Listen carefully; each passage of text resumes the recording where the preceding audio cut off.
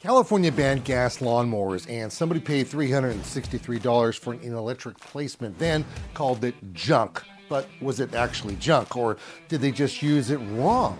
I took that so-called worthless mower out to the Things Green Botanical Gardens and put it through its paces on real turf, and what I found will surprise you. Stick around, because before this video is over, I'm going to show you exactly what battery mowers can do and can't do, so you don't have to waste hundreds of dollars making the same mistake. I help homeowners, serious gardeners, and businesses fix plant, lawn, and landscape problems using professional horticulture and contractor tested methods without wasting money on gimmicks. Hit like and subscribe so you never miss a video. Okay, so here's the story. I had one of our listeners come out to me and bring this lawnmower back, telling me that it doesn't work. And for what and how they were mowing before, it doesn't work.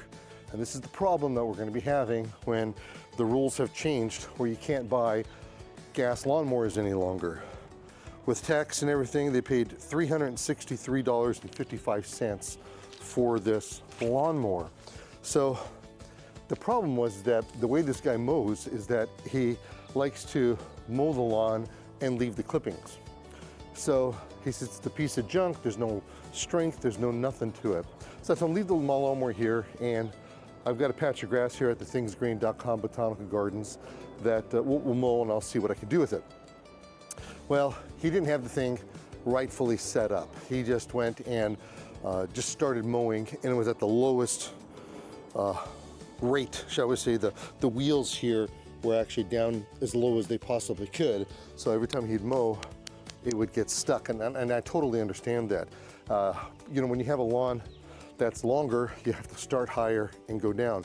Now, mind you, many of our lawns don't want to be much lower than 2 inches, and 3.5 inches is common as well, especially during summertime, because you're going to be saving water due to that. So here's a story. This happens to be a 40-volt HP. I don't know what HP stands for. Horsepower. It's not horsepower. There's no 40 volt. Maybe it's 40 volt horsepower, but there's no horsepowers. But V horsepowers. You get a battery. I mean, these battery things, they just absolutely look slick. This is the battery for it. You have a charger that this slips into. I mowed this whole thing. That's why I'm all hot and sweaty and bothered looking. I mowed this whole thing, and this was fully charged, and now there's only one little dot back. So I can tell you this much: however long that they said that this was supposed to work, it's not. You're not going to hold, especially if you have such tough turf like this.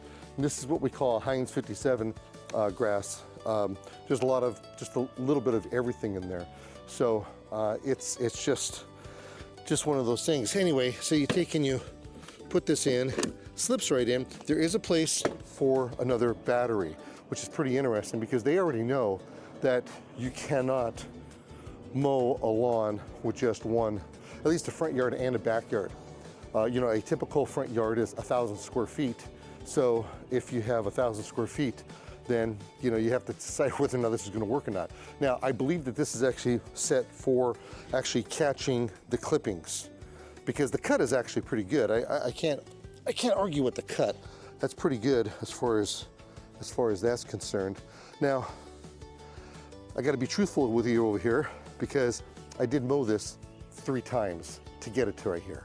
So the first thing I did is I put the wheels up to a higher level. It wasn't that high. It was right here. I went over it once, and then I lowered it went again. I lowered it one more time, went over again. Each time, stopping it stopped less and less each time, because it wasn't mowing as much off each time. So starting this thing is actually easy. Oh, and by the way, you may ask, why did I do that? Well, he was always mulching his turf, always mulching it. So the concept is that you cut it, you have special blades on there, and it pushes everything back inside, and you don't have to have all this debris left behind, very little as a matter of fact. So when he did it, he just wasn't getting that because there was absolutely no power happening in here, again, because there's not a lot of power to this thing. So starting this thing is pretty simple. You have an emergency brake right here, and this emergency brake turns it on or off. You have to pull it to have it on. Even to start it, you have to have it on. The best part about these electric things is that you can move these things in a lot of different directions. They're battery. It's not electric, it's battery. And since they're battery, the terrain doesn't really matter. You could actually put this thing upside down in your vehicle and take it to one place to another, and it's not going to, you're not going to have any oil or gas spilling out. Okay, so starting this thing, pretty simple. What we're going to do is we're just going to pull this like this, and then we have a button on the top. That's how loud it is.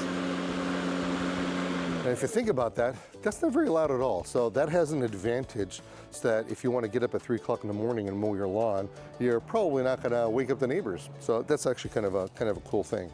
So now it's a matter of the mowing aspect of it itself.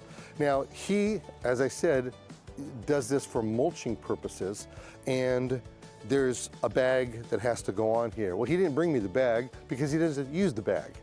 And he didn't have this thing set up.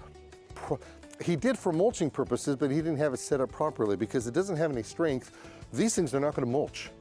So what you have to do is that in the back over here, there's and they give you the parts for this. In the back, you have a compartment, and then this thing comes in and out. And it's got a little whoop-de-doo over here to force the debris out of the chute. So let me see if I can get this back in with no problems. All right, so that just goes in. Now the second thing is that we're talking about the chute. So this thing comes up, and this thing plugs inside. I'm not gonna do it right now because it just takes too long, but it's super simple. You just pick it up real high and you put it in. I gotta tell you, I'm hot. It just happens to be a very muggy day today, so I'm gonna have to change my clothes. I wasn't even planning to film today, but that's the way that it works. So what I ended up doing to make this look better and to do a proper cut on it, I did 2 different ways. I went this way the first time, and then you could tell it just wasn't necessarily the best. So I decided to go up and down, and that's not very efficient either. So the last time I went back, and that's probably why this is such a fine cut. And by the way, that's just gonna be such good compost. So what I did was that I came and I went the third way, but when I went the third way, I made sure that the chute was always pushing the debris out in this direction. And that's why we have a lot of clippings that are way over here, and we are gonna have to clean these up. And I gotta tell you, you know what's really cool about grass clippings is that this right here, it's already warm. It's already warm, and it'll break down very quickly. So let me show you real quickly what I mean by cutting it by pushing the debris this way. What you would do, and I gotta tell you, your manufacturers they are not going to be recommending doing this, but there's no other way to do it. So you turn it on, and then you make your cut in one direction. Then what you do is when you get to the end, you move your lawnmower back like this, and I would only go half. I wouldn't go a whole width, and then I would pull it back. And then you get to the other end, and you just keep on going and going and going, and before you know it, you do have the thing mowed. The other thing is this, with a lawnmower like this, if you happen to be a Ricky racer and are used to, and this is what happens with commercial guys, because they're cutting a lawn like this, and time is money. So they're just pushing as fast as they can. Of course, they have the lawnmowers cutting as fast as they can, and they'll get a good job because the lawnmowers have more strength. They don't have a 40 volt HP, whatever that means, right? It's not, if this was a 40 horsepower engine on this thing, oh my goodness. You turned it on, you'd end up flying. That's how it would work. Okay, so is it the end of the world that it's this small? For commercial places and for small homes, this is probably going to work just fine. It probably will. The other thing is, I started to mention to it, and I'll mention again, you cannot go fast. So it's got to be a leisurely task.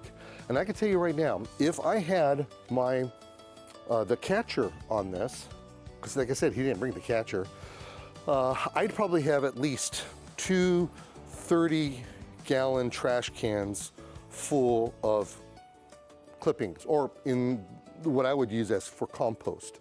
So again, when you're talking about switching over, and by the way, they're forcing us, the state of California is outlawing all motors. Some Yahoo decided that these things, the motor ones, produce more emissions than a car. I think that's absolutely ridiculous, but what do I know? I've only been in the business my whole life, right? Somebody who probably doesn't have any experience in the world of small motors. But and again, these are fun at the same time. They actually are fun. And I guess maybe the number one reason is that once you run out of gas or battery power, you get to rest. You wait till it charges up again. I don't remember how long it takes for it to charge up. It was a long time, whatever it was. That's why you need to buy another battery. And I know that I told you there's another battery compartment in here. But the interesting part about it is that this battery, the extra battery, is going to be very expensive. I don't know how expensive it is. You could probably get an aftermarket one, and it'd be a little bit less expensive for something like this. As I told you, that I only had one little dot that was left. It had a lot of power when I first started it up. It was really good on cutting. I have to admit that much. You know, you can't just go blasting everybody for everything. I've seen some battery powered stuff that is just amazing. I've actually test drove a riding lawnmower one time that was battery operated. All of your robotic lawnmowers are battery operated, and I have to say, we did a whole show once just on battery operated lawnmowers, and I got to tell you, it was really, really cool. So the technology is there, the technology is getting better. It's just Uber. Good morning. It's just really neat to see how things are progressing in this arena. Is it perfected yet? It is far from perfected. Are we going to end up spending a whole lot of money? Yeah, for a cheap and cheesy thing that doesn't cut very well, that's going to be take twice as long and not necessarily get the absolute best cut that we want. $360, $355. Is that what I said before? Yeah, I think that's what I said when we first started this. $360, $355.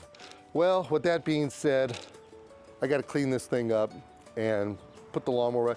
I'll bring the guy out here. I'll tell him these are what my findings were, and he's going to decide whether or not he wants to get his money back. Now, mind you, they do make these that are much bigger and stronger. It's not like you're settled with just this one. It depends on your pocketbook. I've seen the homeowner models as high as $1,000 from the big box stores, and those are supposed to be the cheap guys, right? This is just a 20-inch push model, and these are the results that you get. This will look good in about 2 days. We do have, like I said, we've got stuff in here that shouldn't be in here, but that's actually okay because it allows us to test drive this kind of stuff. So that's the way that it works here at the thingsgreen.com Botanical Gardens, and how we test equipment for you to make decisions whether this is something that is good for you and your garden.